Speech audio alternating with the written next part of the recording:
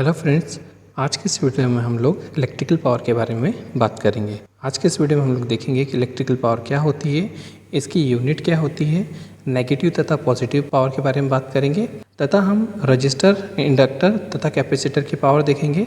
हम पावर के टाइप्स देखेंगे। इसके अलावा हम लोग अपरेंट, एक्टिव तथा रिएक्टिव पावर के बारे में बात करेंगे।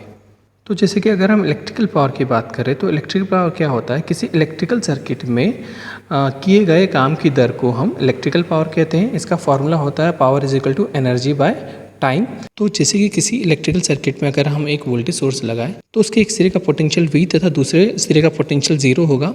तो इसलिए हमारे जो चार्ज होंगे, यहाँ पे जो हमारे चार्ज होंगे वो एक जगह से दूसरी जगह मूव करने लगेंगे। मतलब ये क्या करेगा, जो वोल्टेज होगा ये हमारे चार्जेस को एक जगह से दूसरी जगह भेजेगा। तो यहाँ पे जो पोटेंशियल डिफरेंस इसका होता है, जो पोटेंशियल डिफरेंस की डेफिनेशन होती है, वो पोटेंशियल डिफरेंस बराबर होता है हमारा वर्क डन बाय चार्जेस।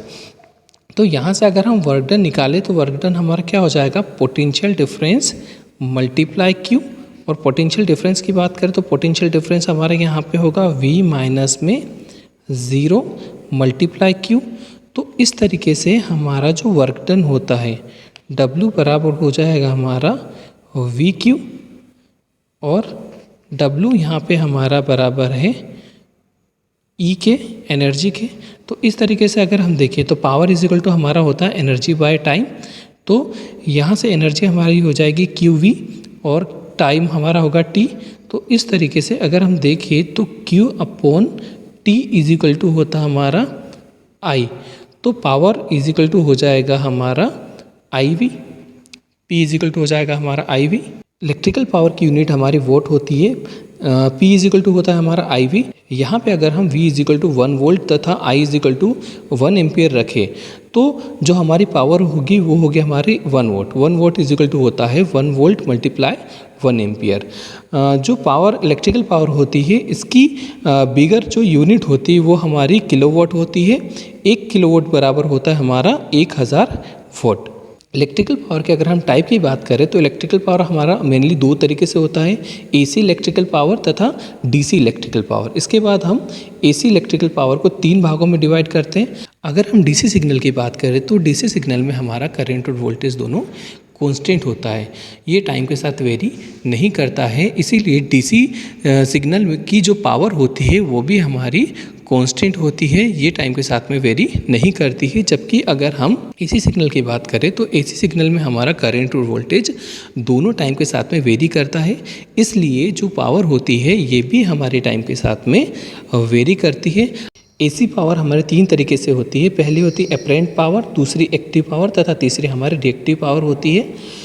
इन्हें समझने के लिए हम सिंपल एक कोल्ड ड्रिंक के ग्लास का एग्जांपल लेते हैं। जैसे कि यहाँ पे कोल्ड ड्रिंक है हमारे पास, तो अगर हम कोल्ड ड्रिंक की बात करें तो कोल्ड ड्रिंक में हमारे 2 चीज़ होती है। एक तो हमारी कोल्ड ड्रिंक होती है, दूसरा उसमें हमारा उसका झाग होता है। तो अगर हम यहाँ पे हमारे काम की चीज़ की बात करें तो मेन हमारे काम की चीज़ होती है कोल्ड ड्रिंक।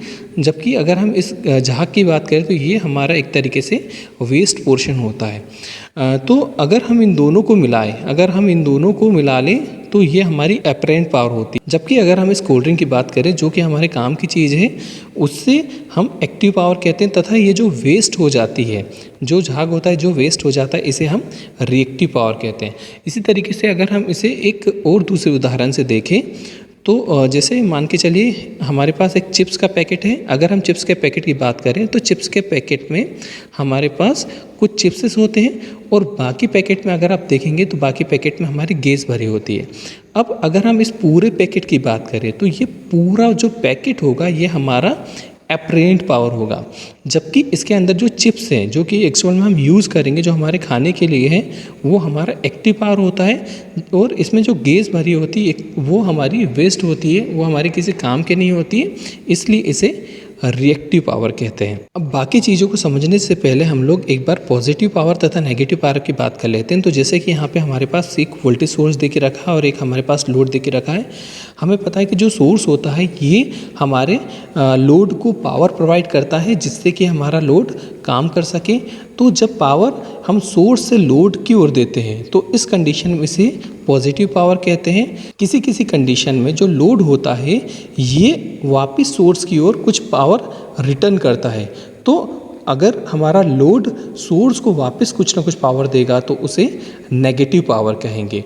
अब ये जो नेगेटिव पावर वाली कंडीशन होती है ये हमारे इंडक्टर तथा कैपेसिटर में होता है। तो जैसे अगर हम इंडक्टर की बात करें तो इंडक्टर एक तरीके की हमारी कॉइल होती है। इसमें जब हम वोल्टेज प्रोवाइड करते हैं तो यहाँ पे ये जो कॉइल होता है इसके चारों ओर एक मैग्नेटिक फील्ड आती है जिसके कारण यहाँ पे एक वोल्टेज डेवलप होने लगता है। अब इसमें ये वोल्टेज आ जाने के कारण ये जो इंडक्टर होता है ये खुद एक वोल्टेज सोर्स की तरह काम करने की कोशिश करता है और ये क्या करता है सोर्स की ओर एक वापस पावर प्रोवाइड करता है। इसे नेगेटिव पावर कहते हैं। इसी तरीके से अगर हम कैपेसिटर की बात करें तो जब कैपेसिटर के अक्रॉस में हम जब एक वोल्टेज अप्लाई करते हैं तो जो कैपेसिटर होता है ये अपने आप में चार्ज स्टोर करने लगता है जिसके कारण यहाँ पे एक वोल्टेज डेवलप हो जाता है। यहाँ पे भी ये क्या करता है जब यहाँ पे एक वोल्टेज डेवलप हो जाता है तो ये एक वोल्टेज सोर्स की तरह काम करने की कोशिश करता है और ये रिटर्न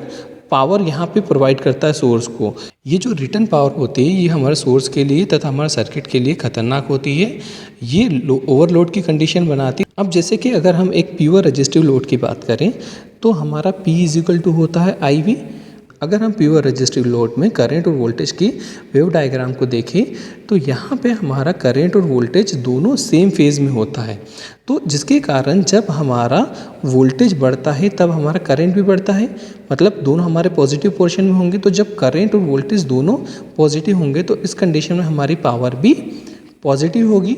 और ऐसे ही अगर यहाँ पे सेकंड पार्ट की बात करें तो यहाँ पे करंट और वोल्टेज दोनों नेगेटिव है। तो हमें जैसे कि पता है कि माइनस मल्टीप्लाई माइनस हमारा क्या होता है प्लस होता है। तो इसलिए हमारे नेगेटिव पोर्शन के लिए भी यहाँ पे हमें पॉजिटिव पावर ही मिलती है। और जैसे कि अगर यहाँ की बात करें तो यहाँ पे भी हमारा दोनों पॉजिटिव है तो पॉजिटिव के लिए यहाँ पे भी हमारा पॉजिटिव आएगी। तो अगर हम सिंपल प्योर रेजिस्टिव लोड की बात करें तो प्योर रेजिस्टिव लोड में पावर हमारी पॉजिटिव होती है। अब अगर हम एक प्योर इंडक्टिव लोड की बात करें तो जैसे कि हमें पता है कि जो प्योर इंडक्टिव लोड होता है इसमें करंट हमारा वोल्टेज से 90 डिग्री पीछे चलता है। तो जैसे कि ये हमारा वोल्टेज है और ये हमारा करंट है तो करंट हमें पता है कि 90 डिग्री पीछे चलता है। तो यहाँ पे अगर हम इसकी पावर निकालें तो जैसे कि आप देख सकते हैं यहाँ पे हमारा जो वोल्टेज है प्लस में है जबकि हमारा करंट क्या है माइनस में है। तो हमें पता है कि प्लस माइनस क्या होता है, ये होता है हमारा माइनस।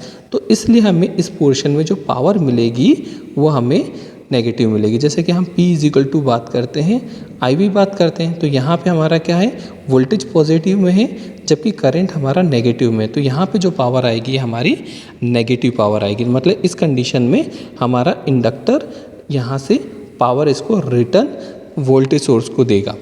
अब सेकेंड पार्ट की बात करें तो यहाँ पे हमारा करंट भी हमारा पॉजिटिव है जबकि वोल्टेज भी हमारा पॉजिटिव है। अगर हम सिंपल क्वाड्रेंट की बात करें तो जो क्वाड्रेंट होता है इसमें ऊपर वाला पोर्शन प्लस होता है जबकि नीचे वाला माइनस होता है। तो यहाँ पे करंट और वोल्टेज दोनों ऊपर है मतलब प्लस है। तो प्लस प्लस हमारा क्या होगा प्लस प्लस हमारा प्लस होता है तो इसलिए हमें प्लस मिलेगी, पावर हमें प्लस में मिलेगी। अब अगर हम इस क्वाड्रेंट की बात करें 90 डिग्री से अगर हम 270 डिग्री की बात करते हैं तो यहाँ पे करंट हमारा प्लस है मतलब ऊपर साइड है जबकि वोल्टेज की बात करें तो ये नीचे है मतलब माइनस है। तो प्लस माइनस हमारा माइनस होगा तो इसलिए हमें पावर क्या मिलेगी यहाँ पे नेगेटिव मिलेगी। जबकि अगर हम 270 डिग्री से 360 डिग्री की बात करें तो यहाँ पे हमारा करंट और वोल्टेज दोनों हमारा माइनस है तो माइनस माइनस हमारा प्लस होगा। तो इसलिए इस वाले पोर्शन में हमारा जो पावर होगी वो प्लस होगी।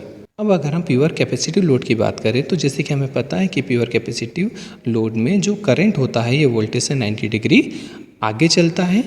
तो यहाँ पे अगर हम इसकी बात करें तो यहाँ पे जैसे कि अगर हम वेव डायग्राम में देखें तो करंट और वोल्टेज हमारा दोनों प्लस में है। तो यहाँ से हमारा जो पावर होगी यह हमारी प्लस में होगी क्योंकि प्लस प्लस प्लस होगा। अगर हम इसकी यहाँ की बात करें तो यहाँ पे क्या होगा हमारा वोल्टेज प्लस में है जबकि करंट हमारा माइनस में, इसलिए यहाँ की जो पावर होगी ये हमारी नेगेटिव पावर होगी। इस वाले के लिए हमारा क्या है दोनों माइनस में है तो माइनस माइनस हमारा प्लस होता है इसलिए यहाँ पे पावर हमें प्लस में मिलेगी। और यहाँ पे हमारा प्लस माइनस है इसलिए हमें माइनस में मिलेगी और सेम टू सेम यहाँ पे दोनों प्लस में है तो इसलिए हमें यहाँ पे प्लस में मिलेगी। तो सिंपल अगर हम बात करें जो प्योर रेजिस्टिव लोड होता है, प्योर रेजिस्टिव लोड में जो हमारी पावर होती है वो पॉजिटिव पावर होती है। जबकि हम किसी रिएक्टिव लोड की बात करें जैसे कि कैपेसिटर और इंडक्टर, तो यहाँ की जो पावर होगी ये दोनों तरीके की होगी, प्लस और माइनस दोनों पावर होती है। अब जैसे कि अगर हम एपरेंट पावर की बात करें तो एपरेंट पावर किसी सर्किट में टोटल जो पावर हम अप्लाई करते हैं उसे एपरेंट पावर कहते हैं। इस पावर को हम आइडियल पावर भी कहते हैं। ठीक है, तो जो एपरेंट पावर होता है ये हमारा VRMS तथा IRMS का प्रोडक्ट होता है। इसे कैपिटल S द्वारा रिप्रेजेंट करते हैं तथा इसकी जो यूनिट होती है वो होती है वोल्ट एम्प। एक्टिव पावर किसी सर्किट की वो पावर होती है जो कि एक्चुअल में वहाँ पे यूज़ होती है। तो सिंपल एक्टिव पावर को P द्वारा रिप्रेजेंट करते हैं, इसे रियल पावर भी कहते हैं और ये किसी रजिस्टिव सर्किट में एक्चुअल में यूज़ होती है। P इज इक्वल टू हमारा VRMS multiply IRMS cos phi होता है, जहाँ पे cos phi is equal to हमारा RZ होता है। तो जैसे कि हमने यहाँ पे cos फाई की जगह RZ पुट कर दिया तो ये हो गया हमारा VRMS IRMS R by Z। जैसे कि हमें पता है कि V by Z is equal to हमारा I होगा, तो V अपॉन Z की जगह हमने I पुट कर दिया तो यहाँ पे P इज इक्वल टू हमारा क्या हो जाएगा, ये हो जाएगा हमारा I स्क्वायर R। जबकि इसे अगर हम वोल्टेज के टर्म में लिखना चाहे तो P इज इक्वल टू हो जाएगा हमारा V स्क्वायर बाय R। जो एक्टिव पावर होती है इसकी SI यूनिट हमारी वॉट होती है। एक्टिव पावर हमारी पॉजिटिव पावर होती है। रिएक्टिव पावर की बात करें तो रिएक्टिव पावर किसी सर्किट की वो पावर होती है जो कि हमारी एक तरीके से वेस्ट होती है।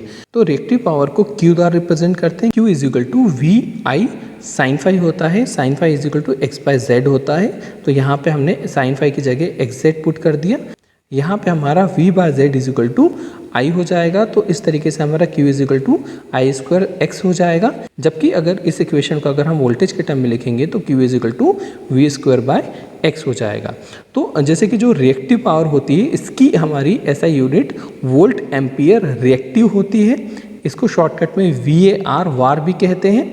जो रिएक्टिव पावर होती है हमारी पॉजिटिव तथा नेगेटिव दोनों होती है, क्योंकि रिएक्टिव पावर हमारी कैपेसिटर और इंडक्टर के कारण होती है। तो जैसे कि हमने देखा था कि जो कैपेसिटर और इंडक्टर होता है उसमें हमारी जो पावर होती है पॉजिटिव और नेगेटिव दोनों होती है। यहाँ पे जो हमारी पावर होती है इसे वॉटलेस पावर या अनयूजेबल पावर भी कहते हैं, क्योंकि ये पावर एक तरीके से हमारी वेस्ट होती है।